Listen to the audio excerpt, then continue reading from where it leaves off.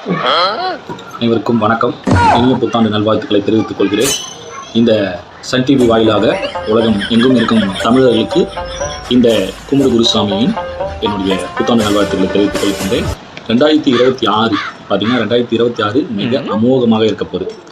ஏன் அமோகமாக இருக்க போகுதுன்னா, இந்த 2026க்கான நிறமே வந்து பார்த்திங்கன்னா உகுந்த நிறம் பச்சை. பார்த்திங்கன்னா பச்சை நிறம்.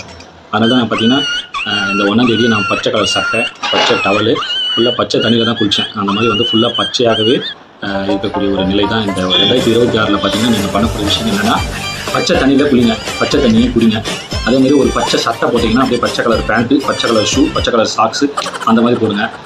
பெண்களுக்கு பார்த்தீங்கன்னா நீங்கள் எந்த ஒரு ஆடை அணிந்தாலும் பச்சை கலர், பச்சைக்கு பச்சை அப்படி போடுங்க.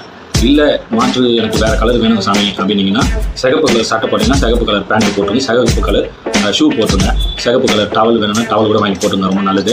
அதேமாதிரி பச்சை தண்ணி, பச்சை பயிறு இதுதான் உங்களுக்கு ரொம்ப உகந்ததாக இருக்கும். கார் எடுத்துக்கிட்டிங்கன்னா பச்சை கலரில் கார் வாங்கிக்கோங்க, ரொம்ப நல்லாயிருக்கும். பச்சை கலர் காரு.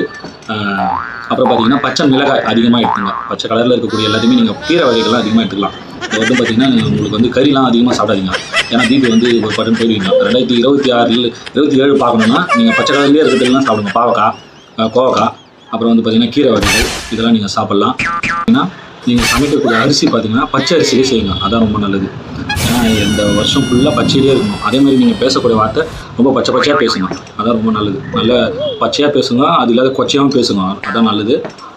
இந்த வருடத்துக்கான நிறம் வந்து பச்சை. அப்புறம் பார்த்திங்கன்னா உங்களுக்கு வந்து கடகராசி நேயர்களுக்கு வந்து பார்த்திங்கன்னா இந்த வருடம் கடன் தீந்துடும், பழைய கடன் எல்லாம் தீந்துடும். எப்படின்னா புதுசாக கடன் வாங்கி அந்த பழைய கடனை அடைப்பீங்க, அந்த மாதிரி ஒரு நிலை உங்களுக்கு வரும். அதனால் நீங்கள் பழைய கடனை பற்றி நீங்கள் யோசிக்க வேண்டிய வேலையே கிடையாது.